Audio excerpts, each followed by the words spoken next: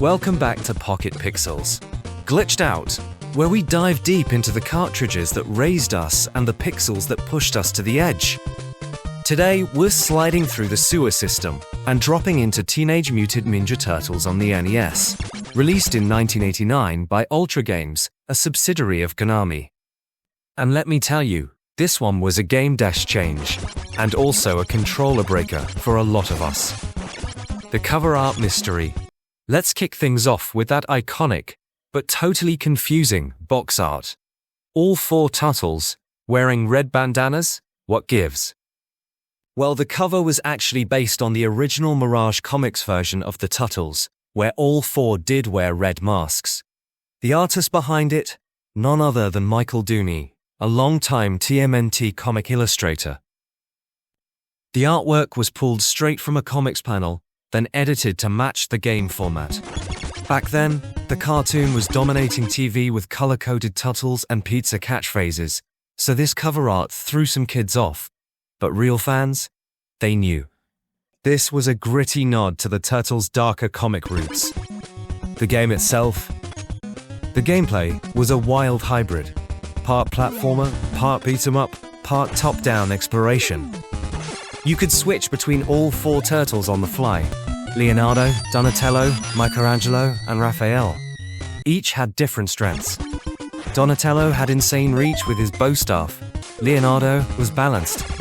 Michelangelo and Raphael, well, they were fast but pretty useless in boss fights, unless you were a pro.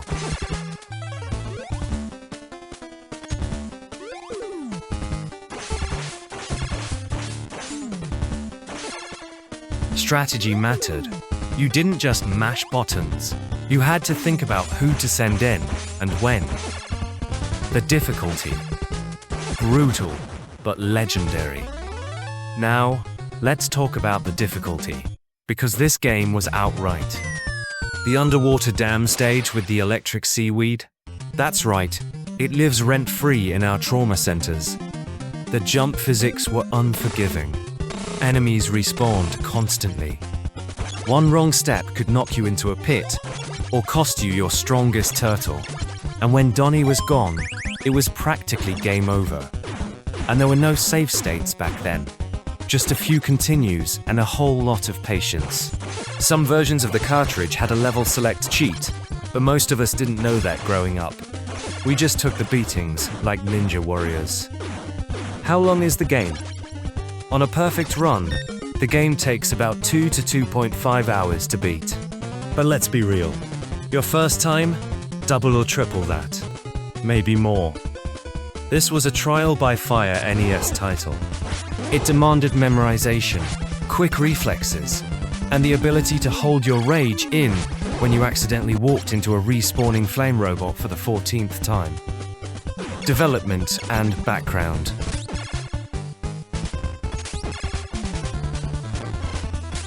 The game was developed by Konami, but published under their shell company, Ultra Games. Why? Because Nintendo limited the number of titles a publisher could release per year in North America. Konami got around this by creating Ultra as a workaround. Classic move. The developers pulled from the comic books, the animated series, and even original ideas to create something fresh. Even if it didn't perfectly follow any one storyline, it had that raw turtle energy. Despite the rage-inducing mechanics, the game sold over 4 million copies, making it one of the best-selling NES titles of all time. It cemented the Turtles' legacy in gaming, paving the way for the superior beat-em-up sequel, TMNT 2. The arcade game. Fun facts to drop on your friends. The game came out just months before the live-action movie hit theaters in 1999. Perfect timing. It was the first TMNT game ever released on home consoles. There's a glitch where you can use Donatello's bow staff to hit enemies from below floors. Basically a cheat if you know it. In Japan, the game was released under the title Dekikame Ninja Den, translating to Fierce Turtle Legend. Final thoughts. So, is TMNT on the NES perfect? Not even close.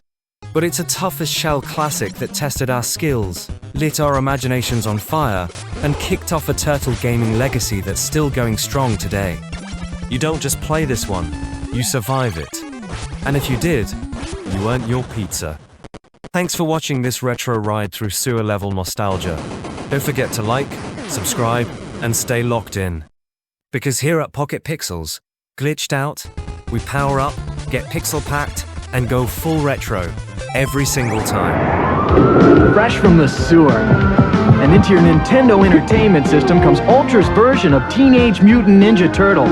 Now you can take control of these heroes in a half shell as they nunchuck, swim, and bazooka blast their way through sewers and streets, ridding the world of rival robots, wretched ruffians, and the evil Foot Clan forever.